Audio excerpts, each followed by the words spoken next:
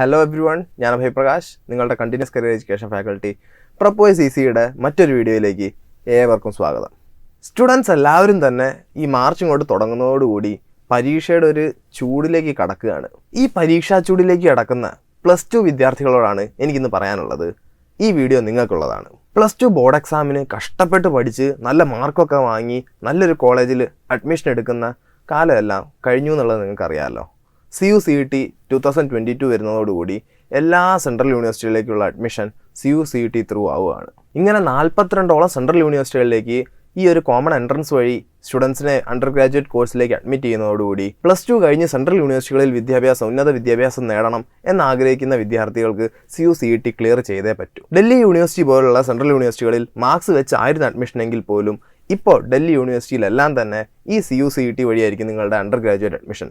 അതുകൊണ്ട് തന്നെ ബോർഡ് എക്സാംസിലും നല്ല മാർക്ക് വാങ്ങണം, CUETലും നല്ല മാർക്ക് വാങ്ങണം. നമുക്ക് അവൈലബിൾ ആയിട്ടുള്ള ടൈം ഇത് രണ്ടും ക്ലിയർ ചെയ്യാൻ, ഇത് രണ്ടിലും നല്ല സ്കോർ വാങ്ങാൻ എങ്ങനെ യൂസ് ചെയ്യാം എന്നൊന്ന് നോക്കിയാലോ. Central university common entrance test CUET 2022 news പ്രകാരം 2 പാർട്സ് ആണ് ഉണ്ടാവുക എന്നുള്ളതാണ് നമുക്കറിയാൻ സാധിച്ചിട്ടുള്ളത്. ഫസ്റ്റ് പാർട്ട് ജനറൽ ആപ്റ്റിറ്റ്യൂഡും സെക്കൻഡ് പാർട്ട് ഡൊമൈൻ നോളജും ആയിരിക്കും. അഥവാ നിങ്ങളുടെ സബ്ജക്റ്റ്, നിങ്ങൾ എടുക്കാൻ ആഗ്രഹിക്കുന്ന സബ്ജക്റ്റിനെ പറ്റിയായിരിക്കും ഈ സെക്കൻഡ് പാർട്ടിൽ ചോദ്യങ്ങൾ ഉണ്ടാവും. അതിലായിരിക്കും കൂടുതൽ ചോദ്യങ്ങൾ വരിക. ഫസ്റ്റ് പാർട്ടിനും സെക്കൻഡ് പാർട്ടിനും നിങ്ങൾക്ക് ഹെൽപ്പ് വേണമെന്നിരിക്കെ തന്നെ ഈ ബോർഡ് എക്സാംസ് പഠിക്കുന്നതിലൂടെ നിങ്ങൾക്ക് നിങ്ങളുടെ സെക്കൻഡ് പാർട്ട് കുറേശ്ശെ സ്ട്രോങ് ആക്കാൻ സാധിക്കും. അതെ, അത് തന്നെയാണ് ആദ്യത്തെ പോയിന്റ്, കോമൺ സിലബസ്. ഈ ഒരു പാൻഡമിക് സിറ്റുവേഷൻ അഥവാ കോവിഡ് ഒക്കെ വന്നത് പ്രമാണിച്ച് മിനിസ്ട്രി പറഞ്ഞിരിക്കുന്നത് നിങ്ങൾക്ക് വരുന്ന ചോദ്യങ്ങളെല്ലാം തന്നെ നിങ്ങളുടെ ടെക്സ്റ്റ് ബുക്കുകളിൽ നിന്നായിരിക്കും. +1 +2 ബേസ്ഡ് ആയിട്ടുള്ള ടെക്സ്റ്റുകളിൽ നിന്നായിരിക്കും നിങ്ങളുടെ എല്ലാ ചോദ്യങ്ങളും CUETക്ക് വരുന്നത്. അതായത് നിങ്ങൾ ബോർഡ് എക്സാമിന് പഠിക്കുന്ന കുറേ കാര്യങ്ങൾ തന്നെ CUETക്കും നിങ്ങളോട് ചോദിക്കും. CUETയുടെയും ബോർഡ് എക്സാംസിന്റെയും സിലബസ് നല്ലപോലെ മനസ്സിലാക്കി ഇത് രണ്ടിലും വരുന്ന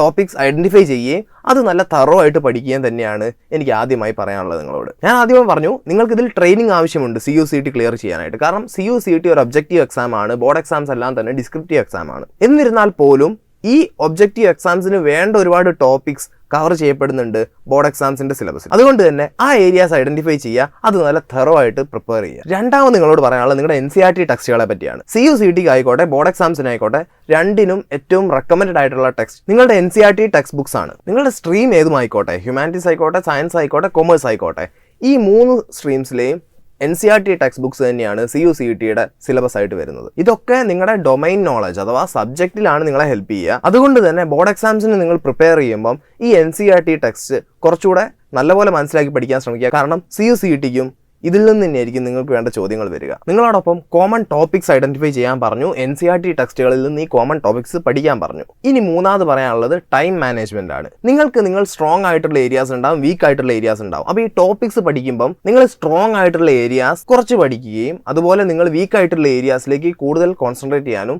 പറ്റണം. അത് തന്നെയാണ് ടൈം മാനേജ്മെന്റ്. സ്ട്രോങ് ആയിട്ടുള്ള ഏരിയാസ് നിങ്ങൾ കവർ ചെയ്യുക തന്നെ വേണം, നിങ്ങൾ പഠിക്കുക തന്നെ വേണം. എങ്കിൽ പോലും വീക്ക് ആയിട്ടുള്ള ഏരിയാസിലേക്ക് നിങ്ങൾക്ക് കുറച്ചുകൂടെ ശ്രദ്ധ കൊടുക്കേണ്ടതായിട്ടുണ്ട്. അതിനനുസരിച്ച് നിങ്ങൾ നിങ്ങളുടെ ടൈം മാനേജ് ചെയ്യുക. അങ്ങനെ നിങ്ങൾ ഏതൊക്കെ ഏരിയാസ് ആണ് നിങ്ങൾക്ക് പഠിക്കേണ്ടത്, നിങ്ങളുടെ സ്ട്രോങ് വീക്ക് ഏരിയാസ് എല്ലാം ഐഡന്റിഫൈ ചെയ്യുന്നു. അതുപോലെ ടൈം അതനുസരിച്ച് അലോട്ട് ചെയ്യുന്നു. ഇതെല്ലാം കൺസിഡർ ചെയ്ത് നിങ്ങളൊരു ടൈം ടേബിൾ ഉണ്ടാക്കി. ആ ടൈം ടേബിളിൽ ഏതെങ്കിലും ഒരു സെഷൻ നിങ്ങൾക്ക് ചെയ്യാൻ പറ്റിയില്ല, നിങ്ങൾ കംപ്ലീറ്റ് ചെയ്യണം എന്നുള്ളത് ലെഫ്റ്റ് ഔട്ട് ആയിപ്പോയി. നിങ്ങൾക്ക് പല കാരണങ്ങളുണ്ടാവും. ഇപ്പോൾ ചിലപ്പോൾ ഒരു ദിവസം കളിക്കാൻ തോന്നി, നിങ്ങൾ കളിക്കാൻ പോയി, അല്ലെങ്കിൽ ഒരു ദിവസം ഏതെങ്കിലും ബന്ധുവിൻ്റെ വീട്ടിൽ പോയി, അപ്പോൾ ആ ഒരു സെഷൻ കവർ ആവാതെ കിടക്കും. അതോർത്ത് നിങ്ങൾ ഒരിക്കലും ടെൻഷൻ അടിക്കേണ്ട ആവശ്യമില്ല.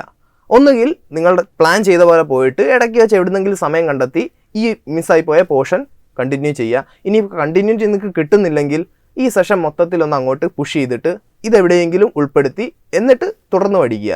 അതിൻ്റെ പുറത്ത് നിങ്ങൾ ടെൻഷൻ അടിക്കേണ്ട യാതൊരു കാര്യവുമില്ല. അങ്ങനെ ഒരു ടൈം ടേബിൾ സെറ്റ് ചെയ്യുമ്പോൾ എനിക്ക് പറയാനുള്ളത് ലാസ്റ്റ് നിങ്ങൾ കുറച്ചധികം സമയം റിവിഷനായിട്ട് മാറ്റി വെക്കുക. ബോർഡ് എക്സാംസിനായിട്ട് ശരിക്കും നിങ്ങൾക്ക് ആ സമയത്ത് പ്രിപ്പയർ ചെയ്യാം. അതുപോലെ CUETക്ക് ആയിട്ടുള്ള ഒരു പ്രിപ്പറേഷനായിട്ടും അതിനെ കണക്കാക്കാം. എക്സാം അടുക്കും തോറും അവസാന സമയത്ത് പാനിക് ആവാതെ എന്ത് ചെയ്യുമെന്ന് ചിന്തിക്കാതെ കിട്ടുന്ന സമയം എത്രത്തോളം മാക്സിമം നിങ്ങൾക്ക് യൂട്ടിലൈസ് ചെയ്യാൻ പറ്റും എന്ന് പ്ലാൻ ചെയ്താൽ തന്നെ ഒരുപാട് പ്രൊഡക്റ്റീവ് ആയിരിക്കും നിങ്ങളുടെ final preparation efforts. So summarise ചെയ്യുമ്പം നിങ്ങൾ നിങ്ങളുടെ സിലബസ് കോമൺ ടോപ്പിക്സ് കണ്ടെത്തുക, അതനുസരിച്ച് പ്രിപ്പയർ ചെയ്യുക.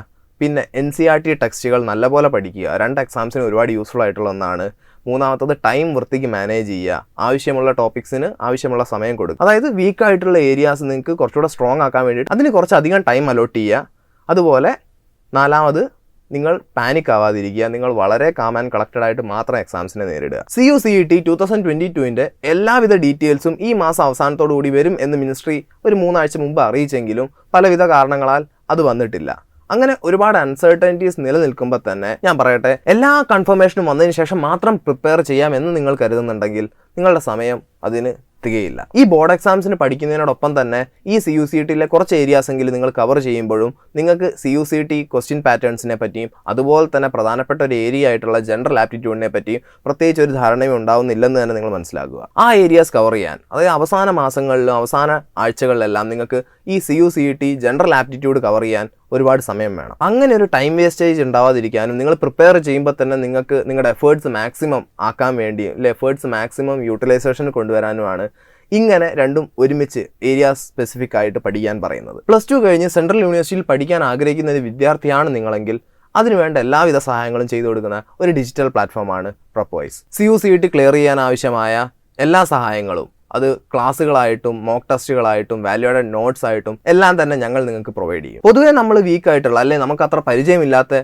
ഏതൊരു ഏരിയ ആയിക്കോട്ടെ, ജനറൽ ആപ്റ്റിറ്റ്യൂഡ് ആയിക്കോട്ടെ, ഡൊമൈൻ നോളജ് ആയിക്കോട്ടെ, ഇത് രണ്ടിലും CUCETയിൽ നിങ്ങൾക്ക് മാക്സിമം മാർക്ക് സ്കോർ ചെയ്യാൻ Prepwise നിങ്ങളുടെ കൂടെ ഉണ്ടാവും. സെൻട്രൽ യൂണിവേഴ്സിറ്റിയിൽ പഠിക്കണമെന്ന് ആഗ്രഹമുള്ള ഒരു +2 സ്റ്റുഡൻ്റ് ആണ് നിങ്ങളെങ്കിൽ എത്രയും പെട്ടെന്ന് പോയി Prepwise ആപ്പ് ഗൂഗിൾ പ്ലേ സ്റ്റോറിനോ ആപ്പ് സ്റ്റോറിനോ ഡൗൺലോഡ് ചെയ്യുക. Prepwise CUCET കോച്ചിങ് വഴി നിങ്ങളെ എക്സാം ക്ലിയർ ചെയ്യാൻ മാത്രമല്ല സഹായിക്കുക, നിങ്ങളുടെ അഡ്മിഷൻ അസിസ്റ്റൻസ് വരെ Prepwise ചെയ്തു തരുന്നതായിരിക്കും. Prepwiseനെ പറ്റി കൂടുതൽ അറിയാൻ ഈ നമ്പറിൽ കോൺടാക്ട് ചെയ്യുക, അല്ലെങ്കിൽ ഡിസ്ക്രിപ്ഷനിൽ ലിങ്ക് ഉണ്ടാവും, നിങ്ങൾക്ക് രജിസ്റ്റർ ചെയ്യാം. ഞങ്ങൾ ടീം നിങ്ങളെ കോൺടാക്ട് ചെയ്യുന്നതായിരിക്കും.